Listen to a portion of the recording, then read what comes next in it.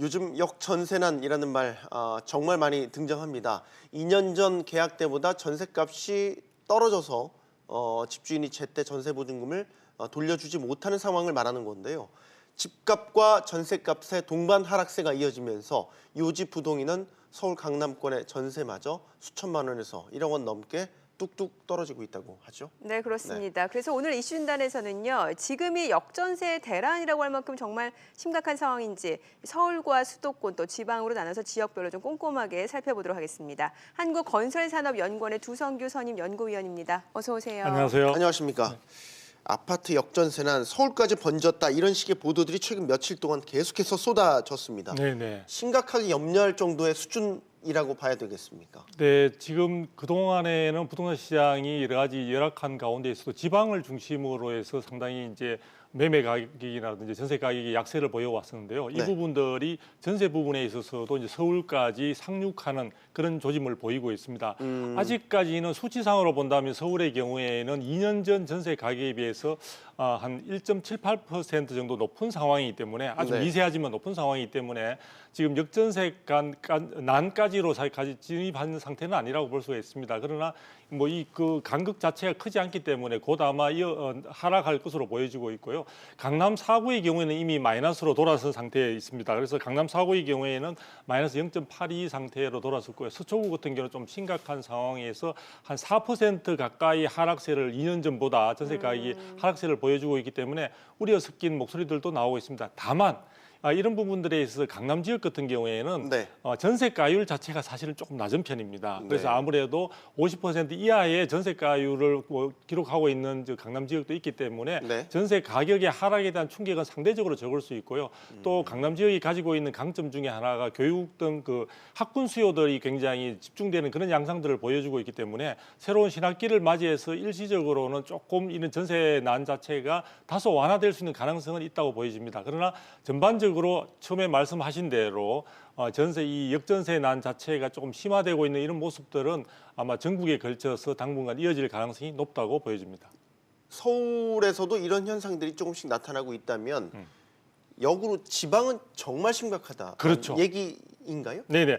지방은 전국적인 평균을 보면 마이너스 2.6%를 넘어서고 있는 정도로 많이 하락을 하고 있는 상황들인데요. 네. 전국의 그 광역시 같은 경우에 있어서 17개 광역시 중에 11개가 지금 전세 대란을 겪고 있다. 이런 대란 자체가 전세가가 아니라 역전세난이 혹은 깡통주택에 해당되는 그런 네. 부분의 어려움에 직면해 있고요. 지금 경기도 같은 경우에 수도권 중에서도 특히 경기도 같은 경우에 있어서는 이미 28개 시 중에 21곳이 지금 이러한 역전세난 혹은 깡통주택으로 해서 곳곳에서 피해자들이 지금 어려움을 호소하고 있는 이야기들이 들려오고 있기 때문에 네. 이런 부분들은 이미 지방에서뿐만 아니라 지방에서 상황들은 더욱 심각한 데다가 지금 이 수도권까지 상륙한 상태라고 볼 수가 있고요. 이런 부분들은 지금 각 그 공인중개사들이 곳곳에서도 충분히 체감될 수 있을 정도로 많은 사례들을 전달해 오고 있습니다. 알겠습니다. 네. 자, 그럼 많은 분들이 역전세난이 왜 문제인지 이 부분을 궁금해하실 것 같은데 실제로 부동산 시장에 미치는 파장도 만만치 않다라고 볼 수 있는 거죠. 그렇죠. 역전세난이 이제 보통 심하게 되게 되면은 이 역전세난은 사실은 2년 전 전세 가격보다 떨어지게 됨으로써 집주인이 전세 만기나 전세 갱신 시에 그 차익 부분을 돌려줄 수 없는 그런 상황들이 이제 위기에 처한 상황이 역전세라고 볼 수 있고요. 네. 역전세에서 조금 더 심화돼서 완전히 이제 반환 자체가 불가능해지는 그런 상황까지 직면하게 된다면 우리가 일명 이제 깡통주택, 깡통전세라고 이제 불릴 수도 있습니다. 그런데 대부분의 경우에 역전세 일부 어떤 소액에 있어서의 전세는 역전세난에 직면하게 되면 그런 부분들은 오히려 집주인이 그 세입자에게 일부를 갖다가 월세로 한다든지 일부를 반환한다든지 함으로써 해소할 수 있지만 그 금액 차이가 굉장히 심각할 정도로 크게 벌어진다면 네. 그런 부분들은 사회 문제할 수 있는데 전반적으로 이 역전세난이 심각해짐으로써 전세 시장 자체가 불안해지는 그런 모습들을 보여주고 있고요. 또 이런 부분들이 매매 시장이 지금 매물 잠김 등 굉장히 경직되어 있는 그런 양상들이 당분간 지속될 것으로 보여지기 때문에 네. 이런 부분들은 과거에 있어서도 역전세난과 또 매매 시장의 약세가 사실 동반하는 경우는 그렇게 많지 않았습니다. 그런 점에서 본다면 지금의 이런 상황들은 부동산 시장의 전반적인 거래 질서에 부담으로 작용할 가능성이 크고요. 이런 부분들이 이어진다면 부동산 시장은 말 그대로 상당히 위기 상황으로 직면할 가능성도 높다고 말씀드릴 수 있습니다. 네, 지금 사실 뭐 역전세난이다, 깡통전세 이런 용어들이 많이 나오니까 네. 그 둘의 차이가 좀 미묘하게 있지 네, 않습니까? 네, 그렇죠. 그러니까 깡통전세하면은 실제로 매매되는 가격이 전세가보다 밑돌 때 깡통전세라고 볼 수 있는 겁니까? 그렇죠.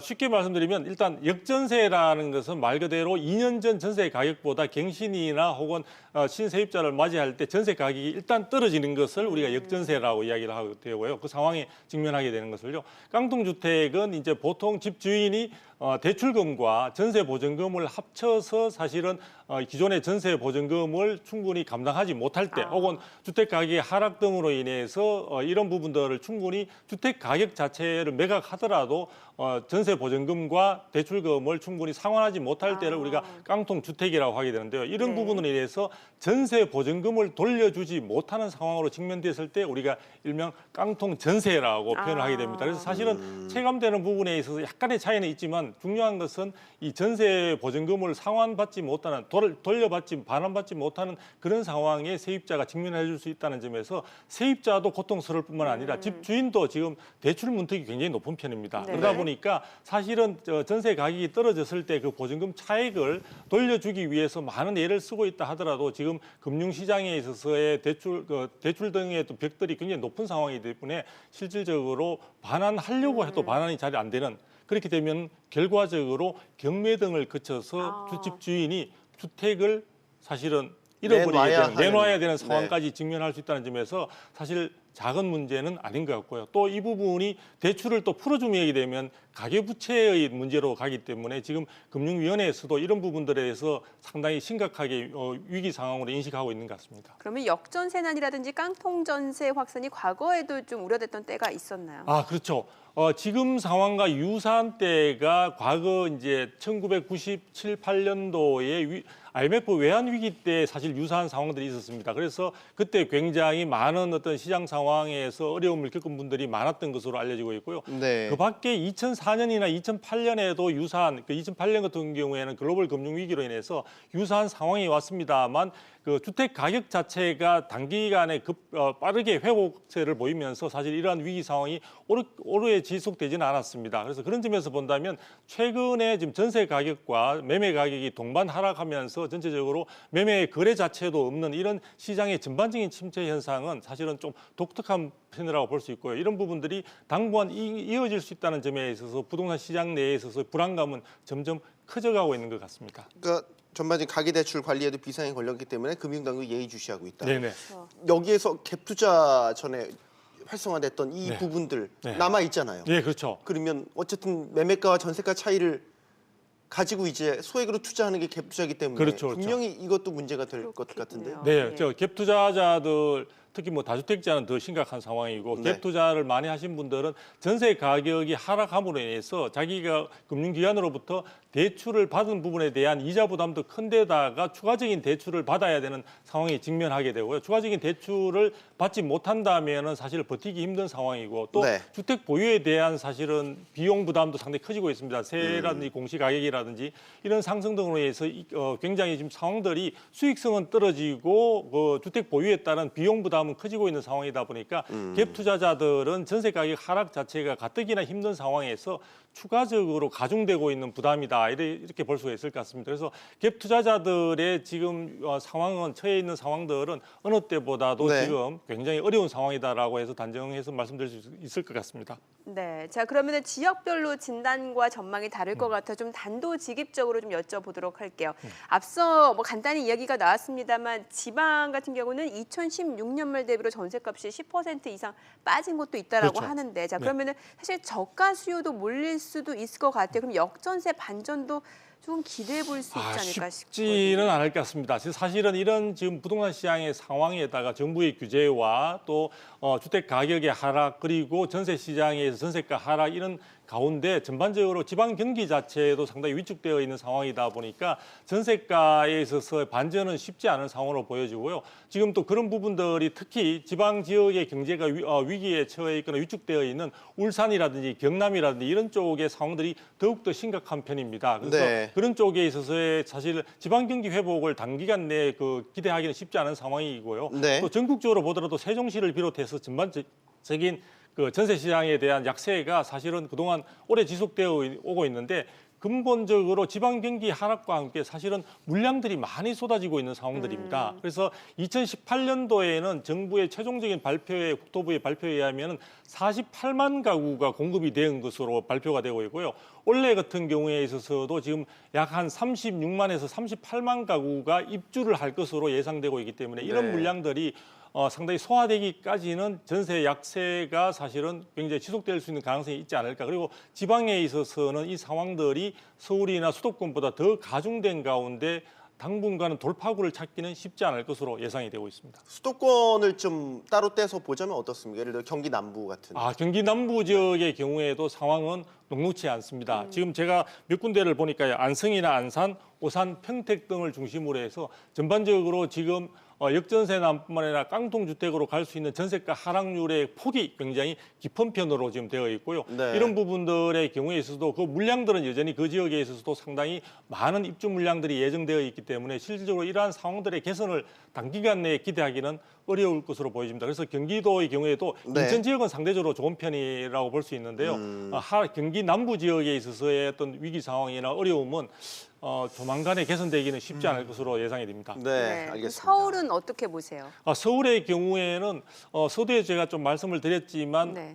서울도 지금 아마 조만간 전체적인 그 전세 가격의 하락세가 아마 마이너스로 돌아설 가능성이 크지 않을까 이렇게 보여지고요. 지금 1.78% 정도 2년 전 전세 가격보다 아직은 조금 오른 편이라고 할 수 있지만 강남 4구의 하락폭이 굉장히 커지고 있고 특히 강동구라든지 송파구라든지 이런 쪽에 있어서 전세가의 하락세 분위기가 굉장히 깊어지는 쪽을 양상을 보여주고 있기 때문에 아마 조만간에는 실적으로 위기 전세 시장 자체의 어떤 하락세가 조금 폭이 깊어질 가능성이 큽니다.